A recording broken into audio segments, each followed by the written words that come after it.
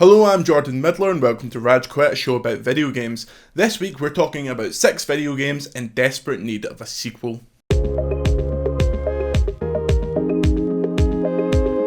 About 1 billion games are released every week. In fact, in the time since you started watching this video, about 4 different puzzle games and visual novels have released on Steam. But it's not just the bowels of Steam's garbage pile that doth overflow.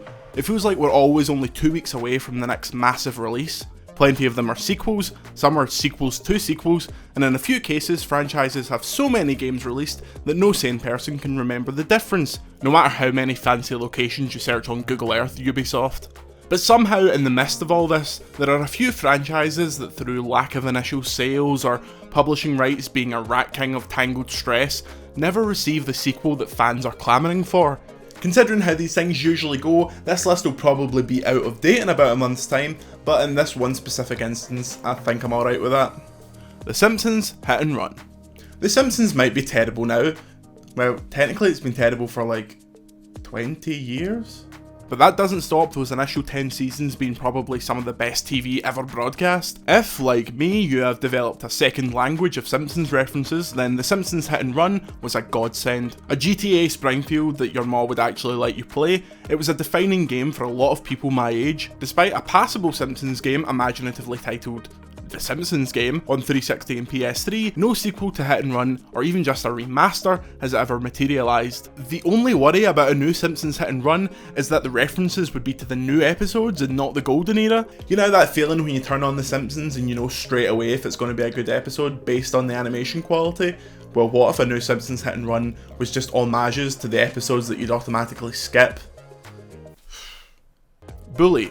Bully, or Canis Canem Edit for us sensitive Europeans, was an exploration into how to go to school. Real escapism for an unnamed host of this show that would fake sore throats in order to play my PS2 all day. Made by a small indie studio from Scotland that you might have heard of, Bully was a brilliant microcosm of an open world game, with interesting characters, tons of exploration and a biting wit. Despite long held rumours about a potential sequel, nothing has appeared. I think the most difficult thing about making a game set in a high school now is staying modern. I think of Bo Burnham's excellent film 8th Grade, which is set in a modern school and managed to have references in it to teen culture that were still relevant when the film came out. Doing that with a game, considering how long they take to develop, sounds like a Herculean task, so perhaps the approach would be to make it a period piece. Rockstar have done that before, so what about a Bully set in the 80s, or even set at the beginning of the social media explosion that has occurred since the original game? That sounds a lot more realistic than trying to keep up with the latest TikTok.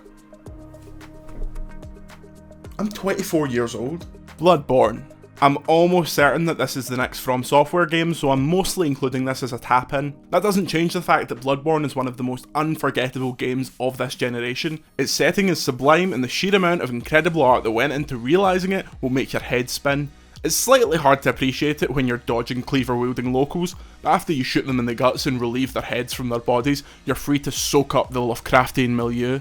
I'm not creative enough to envision just what I'd like to see in a sequel. I'm quite happy just to take whatever they give me, make a horrific looking character and sink into it. The gaming world seemed to stop in place when the last one came out, and I can imagine that the sequel will have the same zeitgeist seizing effects. Although if Sekiro is anything to go by, it will be so hard that after everyone has completed it or died trying, no one will want to play video games ever again.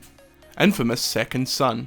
For my money, well, whatever money I haven't spent on tap for this room, Infamous Second Son is still one of the best looking games on the PS4. Originally planned to be a launch title, it released only a few months after the console and still looks brilliant to this day. Okay, fine, the main character was a bit of a twat regardless of which karmic alignment you went for, but the powers were a lot of fun and the open world was great to traverse. Infamous and Infamous 2 on the PS3 were some of the best superhero games ever, and a third game following that character was certainly on the cards after 2. It's been long enough that I think a much anticipated return on PS5 is due. Sucker Punch, the studio that developed the games, is currently finishing their Japanese epic Ghost of Tsushima, so hopefully, if that's a big enough success, Sony allows them to develop both a sequel to Ghosts and have a team working on Infamous, much like in the way Naughty Dog developed both Uncharted 3 and The Last of Us at the same time, and that worked out pretty well for them. Mirror's Edge Catalyst. Poor Mirror's Edge. The first game is a cult classic, that being the one-man cult that I run dedicated to the goddess of white and red buildings. Mirror's Edge was born out of that 5 minutes in the early 360 era where EA fancied making some new IP. While it didn't sell incredibly well, an ardent fanbase rose around the game and eventually convinced EA to make a sequel, Mirror's Edge Catalyst. However, while the sequel isn't terrible, it failed to execute on the things that made the original amazing. Firstly, it became open world, which was needless. All it did was made it so the landscape was unmemorable and impossible to perfect your run through, since you only saw it every 30 minutes as you traipsed from mission to mission. They also had to come up with some contrived reason for you not to go on the ground like it was some PS1 Spider-Man game, making the feeling of an actual open world not a very convincing one. Watching speedruns of the original game is like watching magic, and that is because there was a finite number of areas and levels, meaning that they could be memorised and perfected. Doing that across an entire open world is impossible. We need a sequel that is actually Mirror's Edge 2, not, fine, we'll give you a new Mirror's Edge game and we're going to mess about with it and then act surprised when it doesn't perform well critically or financially. Frankly, it's incredible they fit all that on the box in my imagination. At least the Churches song was good. Fight Night Champion.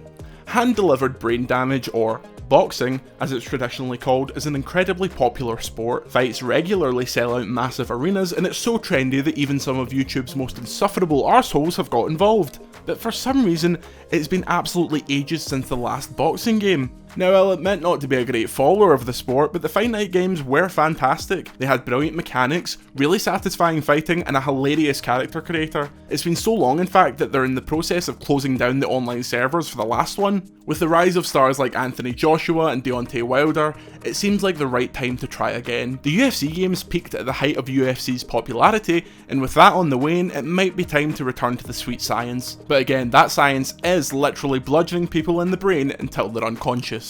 So those are 6 games that are in desperate need of a sequel. Let me know games you'd like to see sequels to in the comments below.